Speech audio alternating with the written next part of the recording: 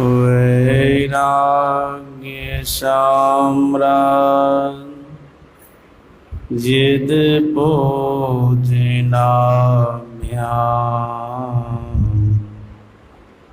नमो नमः श्री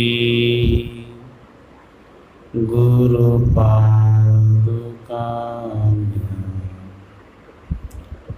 नमो श्री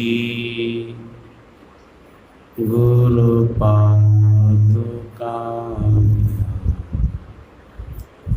संसार वृक्षमारूढ़ा पतन्ति नरकानवे यस्तानुद्धरति शर्वान् तस्मै श्री गुरवे नमः। तस्मै श्री गुरवे नमः। बोलिए प्रेम से श्री सद्गुरु महाराज की।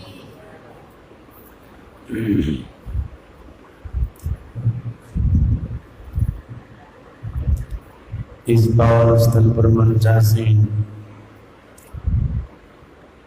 महिमा मंडित पूज्य स्वामी सत्य प्रकाश जी महाराज, परम आदरणीय सत्संग प्रेमी महानुभावों तथा आदरणीय माताओं एवं भक्तिमती बहनों,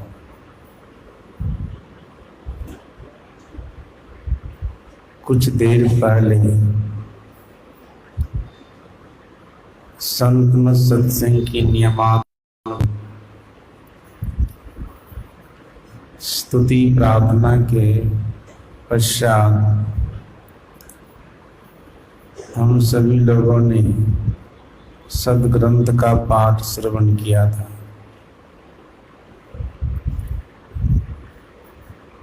पाठ के अंदर यह आया था,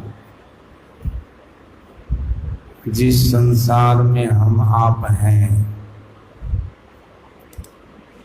यह संसार एक समुद्र है। मंडल ब्राह्मणोपनिषद में हम लोग श्रवण किया था। मंडल ब्राह्मणोपनिषद के ऋषि कह रहे थे, संसार वार्धी। संसार वार्धी का अर्थ होता है संसार एक समुद्र है। परमात्मा श्री राम के वचन में हम लोग बारंबार सुनते रहते हैं। परमात्मा श्री राम ने भी संसार को समुद्र कहा है। उनकी वाणी में है भववारिधि। इसका भी यही अर्थ होता है, संसार एक समुद्र है। सूरदास जी महाराज की वाणी में हम लोग सुन रहे थे। सूरदास जी महाराज ने भी संसार को समुद्र कहा। सूरदास जी महाराज ने कहा भव अम्बु निधि। इसका भी अर्थ होता है संसार एक समुद्र है। हम लोगों के सदगुरु महाराज महर्षि में ही परमहंस महाराज ने कहने कृपा की, भवसागर दरिया अगम।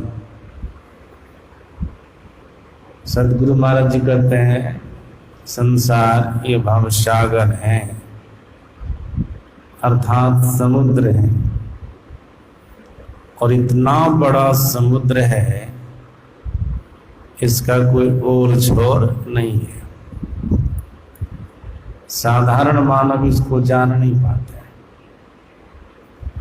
सज्जनों, जो संतमत के सत्संग से जुड़ करके हैं, जुड़े रहते हैं,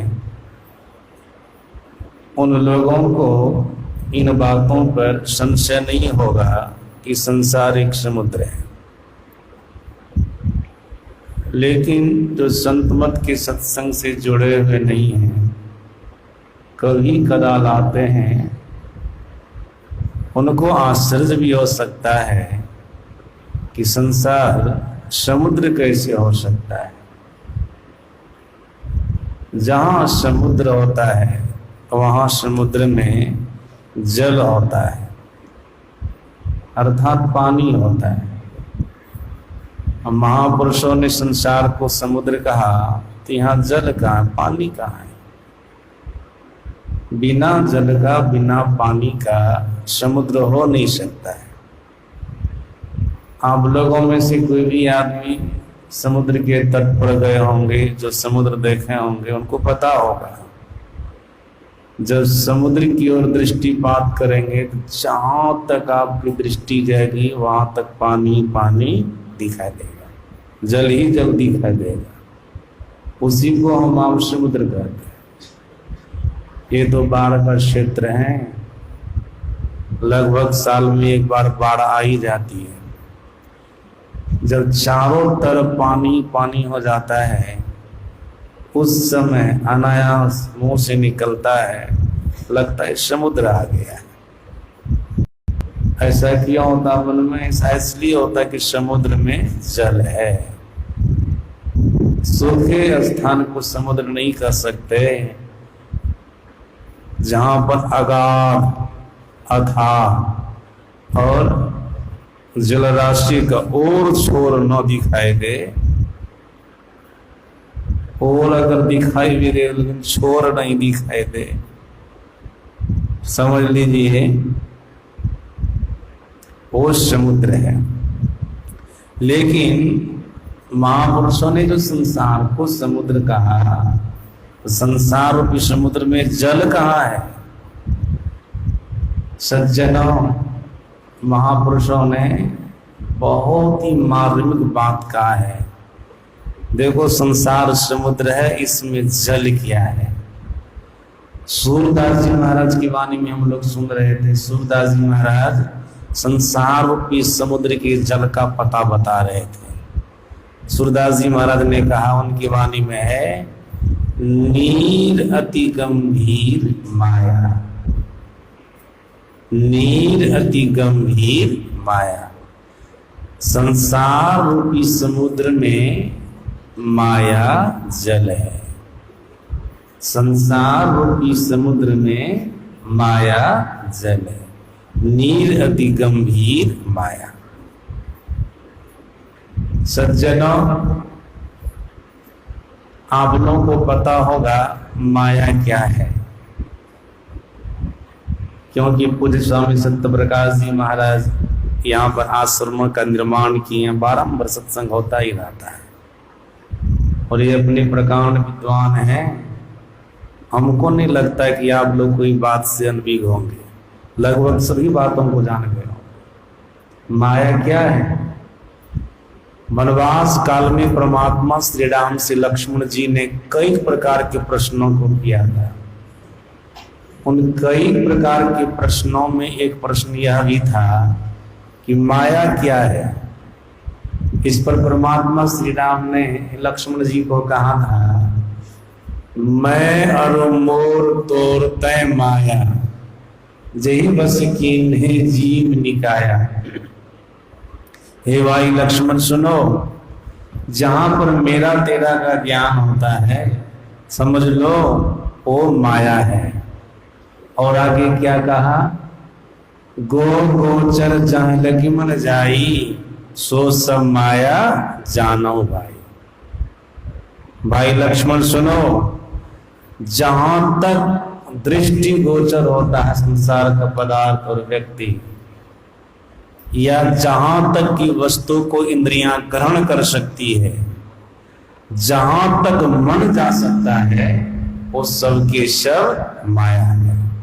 वो सब के सब माया है। सज्जनों, स्थूल संसार में हम आपकी स्थूल दृष्टि जहां तक जाती है, वो सबके सब माया है।